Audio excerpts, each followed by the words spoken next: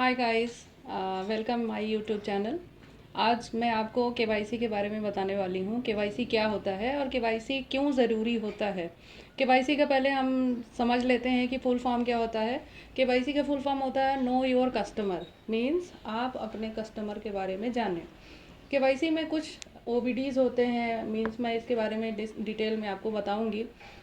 जो कुछ एक इम्पॉर्टेंट डॉक्यूमेंट होते हैं जिसमें आपकी आइडेंटिटी, आपका एज प्रूफ, आपका आईडी प्रूफ भी इंक्लूड होता है।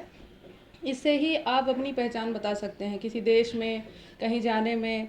कोई भी आप बैंक अकाउंट खुलवाने जा रहे हैं या कोई भी गवर्नमेंट स्कीम का लाभ उठाने जा रहे हैं या कोई भी जॉब अप्लाई कर रहे हैं, तो वहाँ पर केवाईसी एक इम्पॉर्टेंट पार्ट होता है।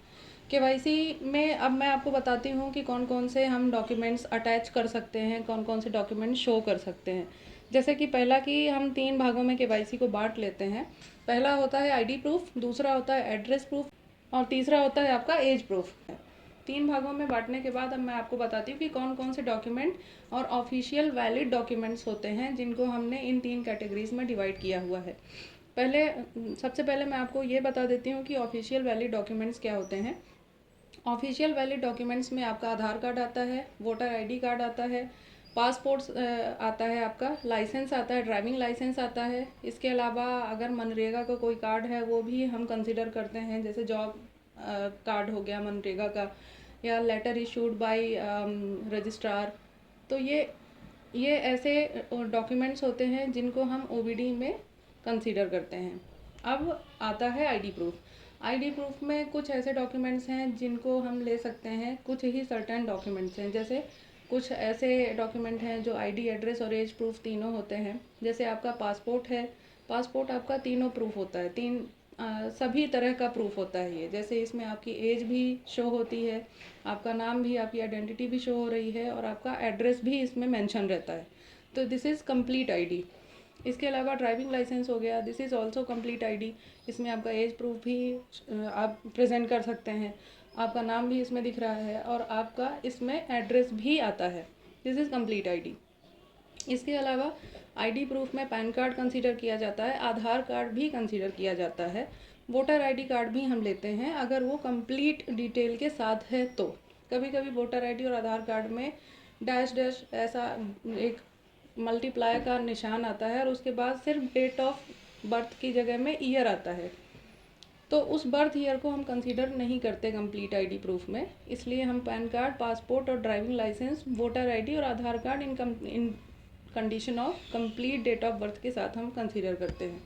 दूसरा हम लेंगे आपको एज प्रूफ। एज प्रूफ में क्या क्या डॉक्यूमेंट आते हैं आप कंसीडर करेंगे। इसमें Aadhaar card, voter ID card, driving licence, passport और आपका जॉब मनरेगा कार्ड, ये भी कंसीडर किया जाता है। एड्रेस प्रूफ में आप कंप्लीट आईडी के साथ पासपोर्ट और ड्राइविंग लाइसेंस ले सकते हैं, साथ में आप Aadhaar card, voter ID card consider कर सकते हैं। आईडी प्रूफ में एक चीज़ और आप इंक्लूड कर सकते हैं, 10th की अगर आपके पास मार्कशीट है, that is also considerable in ID proof. तो ये रहे कुछ ऐसे डॉक्यूमेंट जिनके आधार पर आप अपनी आईडी, अपना एज प्रूफ और एड्रेस प्रूफ शो कर सकते हैं किसी भी कंट्री में जाने के लिए, कोई भी अकाउंट ओपन करवाने के लिए। आपको सबसे फर्स्ट ऑफ ऑल ये आपकी प्राइमरी रिक्वायरमेंट होती है। केवाईसी के मामले में जितना ही नीट एंड क्लियर डॉक्यूमेंट होने चाहिए उतनी ही अच्छी प्रोफाइल मानी जाती है कस्टमर की या किसी भी पर्टिकुलर पर्सन की। कोई भी बैंक केवाईसी करने के लिए भी कुछ सर्टेन लिमिट्स भी बनाता है कि उसके अकाउंट्स जो उसने कई साल पहले अकाउंट्स खोले हैं या जो उसके अच्छे हाई लेवल के कस्टमर्स हैं या उसके लो लेवल के जो लो रिस्क कस्टमर्स हैं, तो उनकी भी केवाईसी सर्टेन लेवल में बैंक्स रिपीट करते हैं। That is also guided by RBI.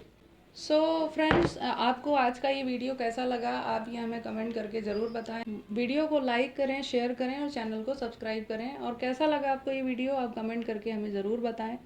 मिलते हैं अगले वीडियो में नई अपडेट्स के साथ। तब तक के लिए थैंक यू सो मच।